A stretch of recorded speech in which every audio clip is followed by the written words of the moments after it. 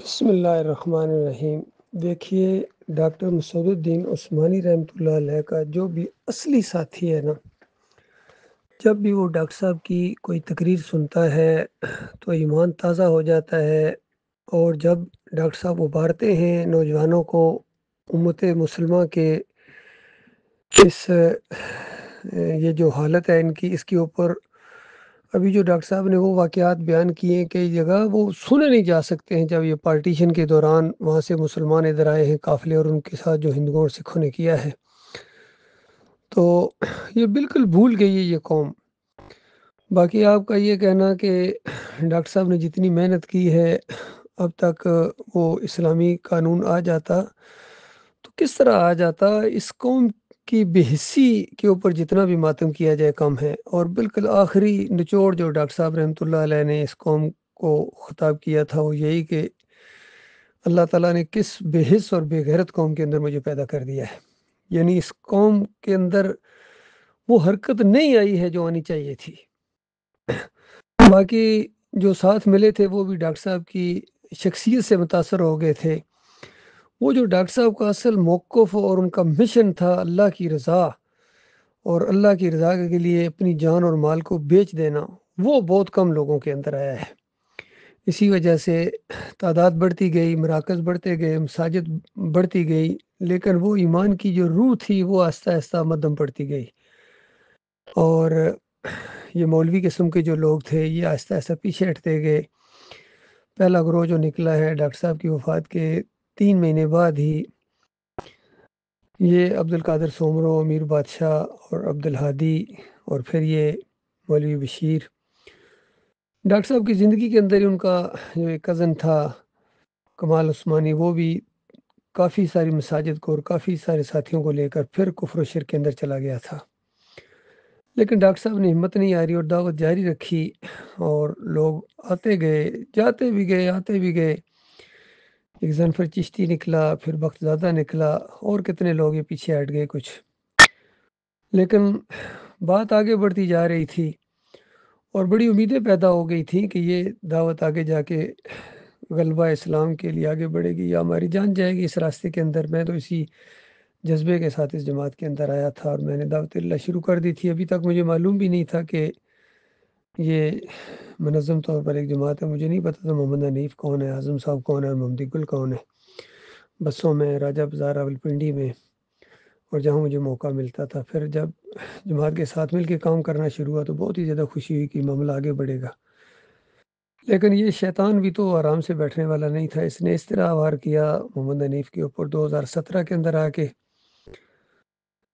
ان کے عقیدے کے اندر سجدہ تعظیمی کا شرک آ گیا۔ پہلی دفعہ جماعت کے اندر شرک آیا، یہ محسوس کیا گیا۔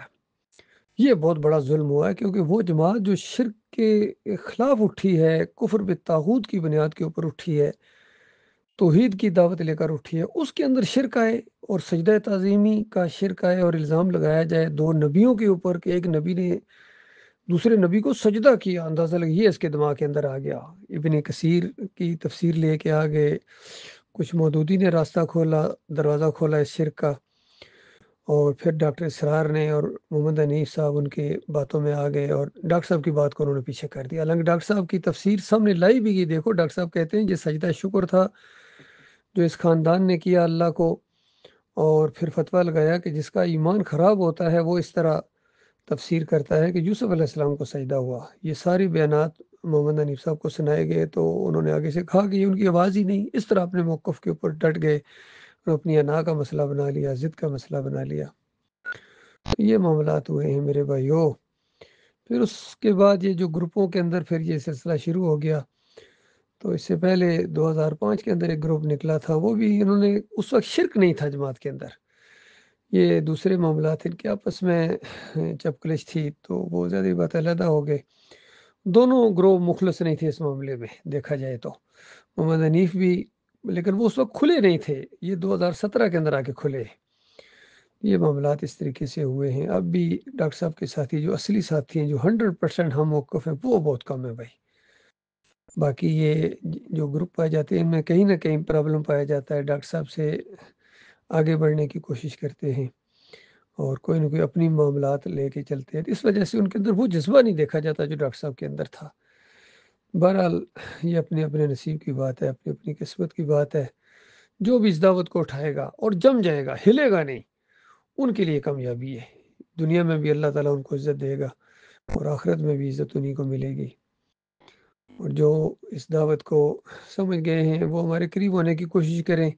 ڈاکٹر صاحب کے ساتھی بھی موجود ہیں اور بالکل اسی انداز سے آگے بڑھ رہے ہیں۔ اب تو سوشل میڈیا نے دعوت کو اور تیز کر دیا ہے، انٹرنیٹ کے اوپر، یوٹیوب کے اوپر، آڈیوز کے ذریعے، ویڈیوز کے ذریعے، انسٹاگرام کے اوپر، ٹویٹر کے اوپر، ٹک ٹاک کے اوپر، تھریڈز کے اوپر، ہر جگہ یہ دعوت دی جا رہی ہے۔ اور سوشل میڈیا جہاں سے بھی کھولیں ڈاکٹر صاحب کی آواز گونج رہی ہوتی ہے، ڈاکٹر صاحب کے ساتھیوں کی آواز گونج رہی ہوتی ہے۔ الحمدللہ شرک اور کفر کے بنیادوں کو کھیڑ دیا جاتا ہے۔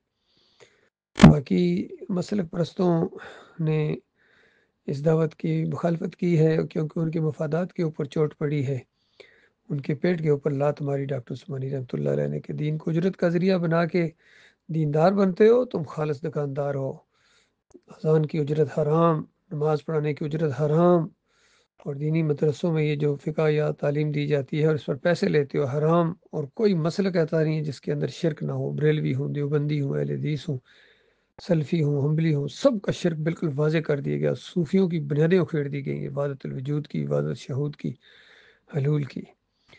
بہرحال ایک مضبوط بنیاد تو قائم ہو چکی ہے، اب ضرورت اس بات کی اسی کے اوپر قرآن و حدیث کی روشنی میں وہ عمارت تعمیر کی جائے۔ انشاءاللہ وہ تعمیر ہو کے رہے گی اور دین غلب آ کے رہے گا، چاہے دنیا والے جتنی مرضی اس کی مخالفت کریں، کچھ نہ کر پائیں گے، اور پوری زمین کے اوپر انشاءاللہ اسلام کا جھنڈا گڑ دیا جائے گا۔